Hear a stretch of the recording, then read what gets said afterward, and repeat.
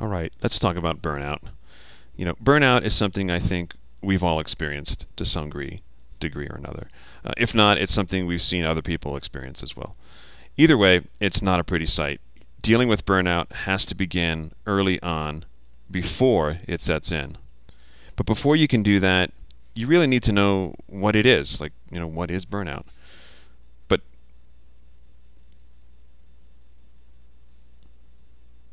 burnout is stress caused from feeling powerless, thinking that nobody cares or nobody listens to your ideas, feeling unappreciated, that what you do is never quite good enough, being in the wrong career, passionless, feeling out of place and spinning your wheels, doing something that you'd rather not be doing, or repeating mindless tasks. This is also something that can create burnout. You're not a robot, you're a creative individual, so that part of you needs to be fed.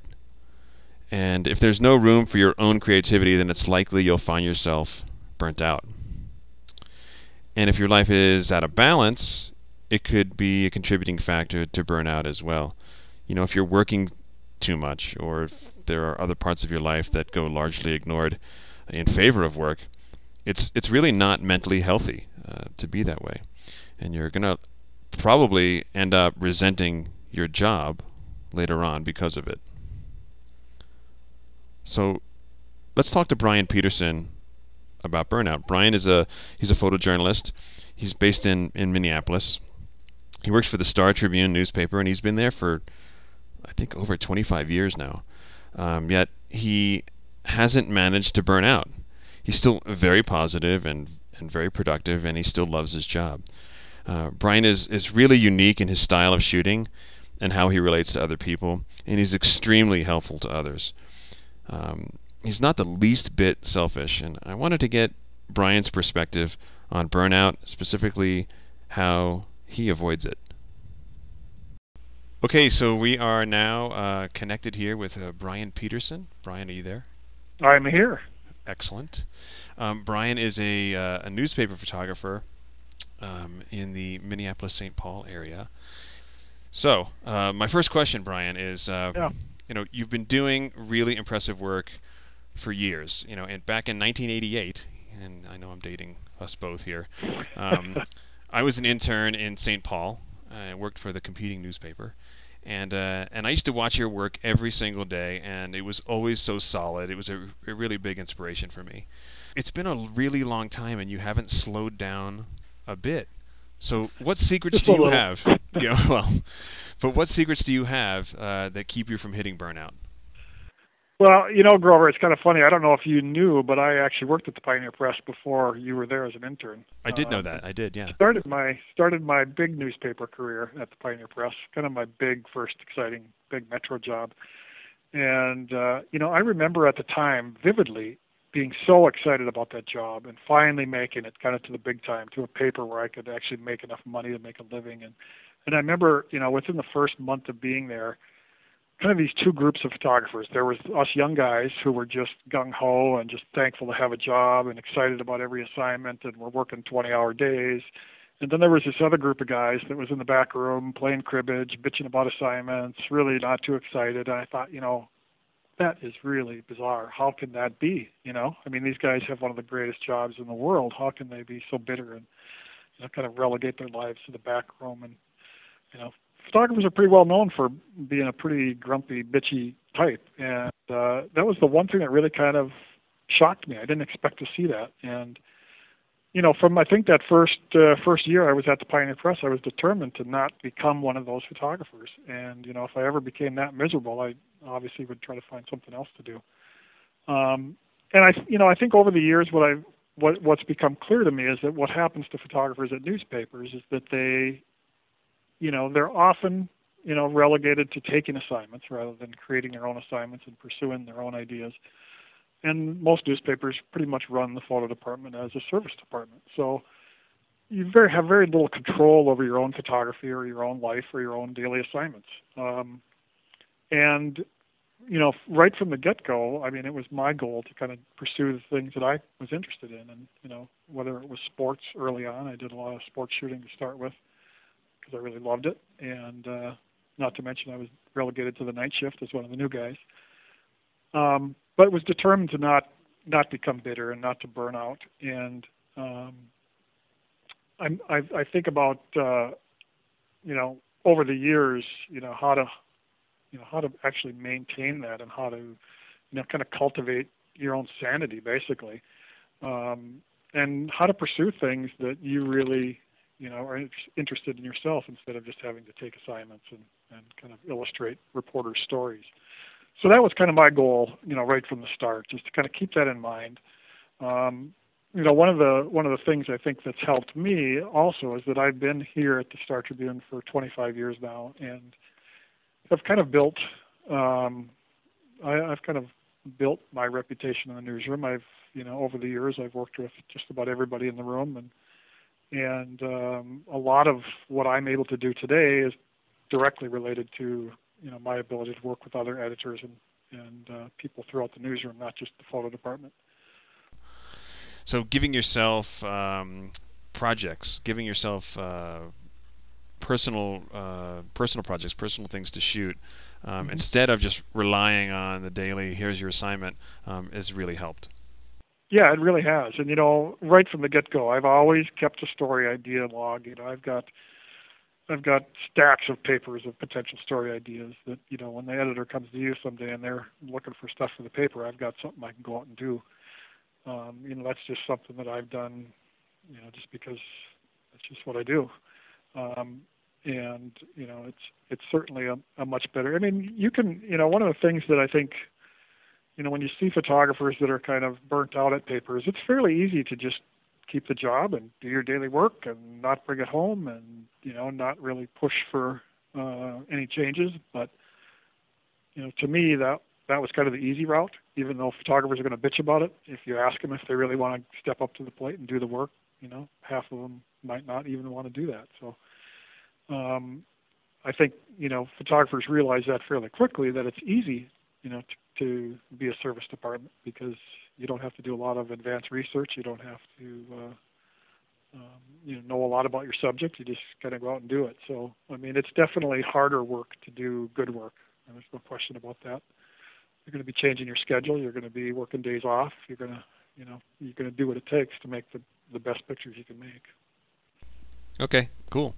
Now, I'm doing this top 10 list thing, and so if I were to ask you to come up with a top 10 list of ways that photographers could avoid burnout, what would be on that list? Well, I've got a fairly rough list here, but I'll kind of go through them. The first thing I have, and this is in no particular order, but the first item I have on my list is to have a life outside of photography. And I saw that early on in my career too, that you could, as much as I saw the guys that were burned out, I also saw guys that were totally dedicated to the craft and really lived it 24/7. And I was a young guy. I was newly married and had 2 small kids, and eventually had 3 daughters. But I always felt it was important to kind of keep that in balance and to have a life outside of photography. And I think it helps, number one, for coming up with great story ideas, but you don't insulate yourself basically against the rest of the world. You're open to how the world is changing around you, and I think you're connected a lot better to the issues that your readers are interested in and concerned about. So I think, kind of keeping that balance, that personal life in balance with your photography is number one on my list.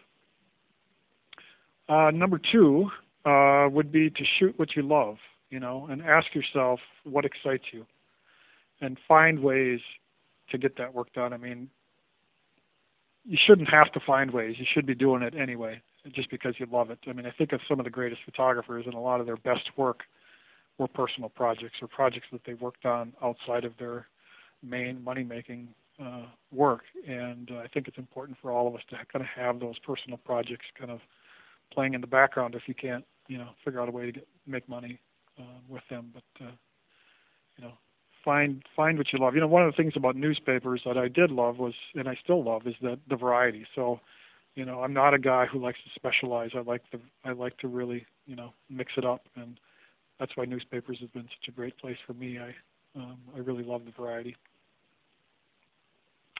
Number 3, and this is somewhat relates mostly to newspapers, but I think it could work also in the freelance world. Is have a relationship with the reporters and talk to reporters about their story ideas, and work as closely as you can with the people in the newsroom that you respect and that are working on the beats that you have interest in. I've done that probably the last 15 years with our environmental reporters, and although a lot of the stuff that I've done for that beat is really not terribly sexy as far as the photography, I feel it's very important, and it's something that I've pursued here at the newspaper for the last 15 years. So open up those relationships in the newsroom, and don't just hide in the photo department.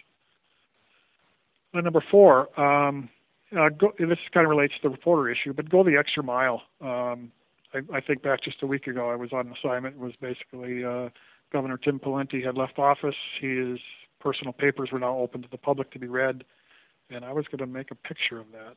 So I went there. Basically, it was our reporter sitting in the library at the History Center looking through a box of papers, and I knew it wasn't going to be a picture, but he needed some of the stuff copied, and I had a little point and shoot, and basically sat there and copied documents for him to read later that he didn't have time to sit and run through the process there of getting them copied. So I spent the better part of the afternoon basically copying documents for a reporter. But no, I see that as something that I did. They didn't have another assignment for me, so I could have come back to the department and hunkered down. But I think in the end it'll come back, and when I need his help to hold lights or grip for me when I'm on his assignment, that'll come back around and help. Sounds to me like that's like being a team player. So it is. It's almost common sense, but it's I see too many times when photographers have bitter rivalries in the newsroom, and it's just not productive at all. Number 5. 5. Number 5. Keep a list of possible story ideas. I think that's important as well, so that you've always got something you can go to if you're in need of a story idea, or if the paper needs something. Like I said, I've got hundreds that are sitting there in a manila envelope on my desk that are just waiting to be attacked. But when an editor comes to you and needs something, you can turn to your own list rather than maybe taking what they have in mind for you. So keeping that running list of potential story ideas. Number 6, have a personal project, and preferably outside of the newspaper work. It could be even your family. Could be it could be just about anything. But it gets back to keeping your photography fresh, continuing to work on the kind of work that you enjoy doing, and then quite honestly, a lot of that. What I find at the newspaper is that you become kind of an expert on that topic, and whenever there is an assignment for that, you end up, you're the go-to guy. So you mean a personal project outside of photography? It could be, or not outside of photography. A personal photo project, something that you just enjoy doing, that you would be doing, if you didn't work at the newspaper, you'd still pursue that. It's just a way for you to become an expert on that topic and to be kind of the go-to guy. Okay. I think that's in some ways more important even in the freelance world, where it is much more niche-based, and when somebody's looking for, pictures of ice fishing in northern Minnesota, they know who to go to. There's that guy that did all that ice fishing stuff. Let's get him. So it's you, as a freelancer, I think in particular, you could become the expert in that field, and you might as well pursue something you're interested in, because that's going to be the work you'll end up doing. So, number 7, use boring assignments to try new things. Anytime you think there's a limitation on whatever it is you're shooting, use it to kind of take advantage of, new equipment, new techniques, new lighting, just a new angle. It's one way to kind of keep your photography fresh. Number 8, look at other photographers' work that you admire, and try to figure out how they did, accomplished whatever it was that they did. That's something I've done, from day one, is that, I look at a lot of photography and some of my favorite photographers, I'm always just examining their work to try to figure out how they did it and trying to use some of those techniques, not necessarily copy their work, but to try to use some of the techniques they use. And especially now with all the new lights out there, you got ring lights, you got all these stylized approaches, trying to figure out and kind of follow in the footsteps of some of the photographers that you really admire. And number 9 is similar, but look at all kinds of photography, not just photojournalism if you're at a newspaper, but go to the galleries, look at art, just kind of fill your mind with visual information, and I think it'll help you in your photography. And then the last one on my list, number 10, don't give in to the constraints of your publication.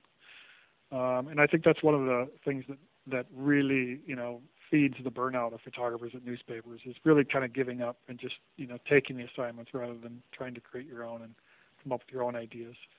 But it also gets back to that whole idea of not putting the blinders on, not thinking, oh, this is only going to get one column, so I'm going to blow it off, but really look at every assignment as a photography opportunity, not necessarily as an assignment, no matter what publication you're working for. Just keep your mind open and remember why you got into photography in the first place, and try to make those pictures that you'll be excited about. And back in the day, you had to go into the darkroom to get excited. Now you can chimp right away and see that you got it. But it's finding that finding the way to kind of just continue to be excited about your work. That's great. That's a really great list. I really appreciate your time today, and it was really nice to talk to you again. Yeah, good to talk to you. So thanks a lot. You bet.